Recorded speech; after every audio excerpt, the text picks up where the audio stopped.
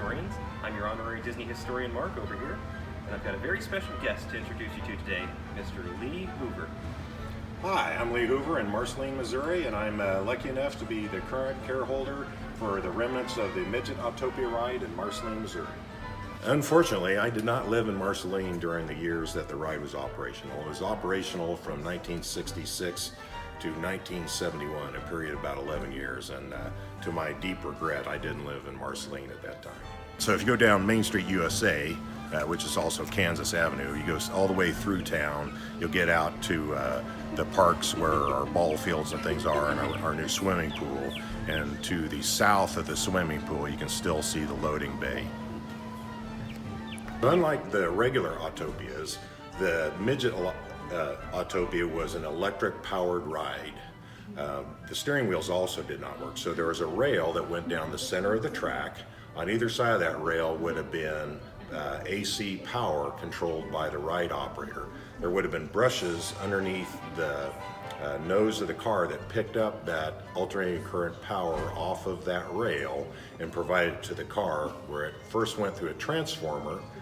Don't know if that transformer increased the voltage yet or decreased the voltage. We're still trying to figure that out. And then routed the power to the back of the car where there would have been an electric motor mounted. Believe it was probably AC powered, but don't know that for a fact yet. Aero Development was the company. Aeroflight was the series of rides.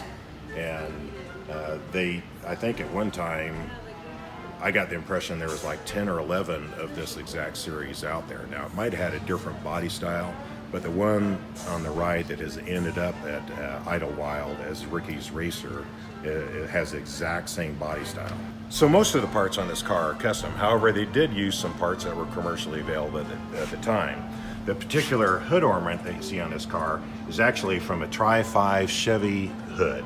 There would have been two of those on the 1955 through 57 Chevys.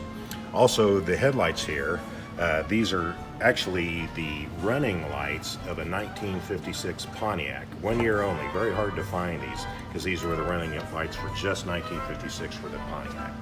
So one of the controversies that is going on among collectors right now is that the tail lights on the Marceline, Missouri Midget Autopia cars are different from the tail lights of when the ride was in Disneyland. In Disneyland, they obviously had a custom tail light. The metal part would end about here, and the rest was a red lens. Ours is metal from here, and this is the red lens. This is actually a KD clearance light that you could have bought as an aftermarket assembly for a pickup truck or a large truck. Whereas the lenses that are on the pictures of the ride at Disneyland were clearly a custom part. What we don't know is when did it change. The pictures we have of the ride during the first days of its use in Marceline have these KD lights, clearance lights on them. So we suspect that when the ride was refurbished by Disney before it was shipped to Marceline, that they replaced all the tail lights with a commercially available light because it must have been a high breakage item. At this point, we're not, there are certain parts of the ride that are missing. For example, these were AC powered. They didn't use DC electric power, they used AC. So there should be a transformer mounted in the nose underneath the fiberglass. This particular car does not have that. If you look carefully between the front wheels in the museum, you'll see that it does have the transformer still mounted in there. So, you know, on average, I say if you could readily put your hands on the parts, you'd actually restore one within 30 days.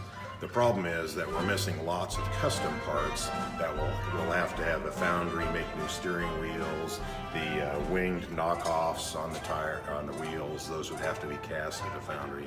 So it could take quite a bit of time to do that, say a year, if you're really starting from scratch and wanting to make it as authentic as possible. Well, this is really neat. Thank you for having us out, Lee. Well, thanks for coming, and you're interested in the Midget Autopia. Yeah. See you next time.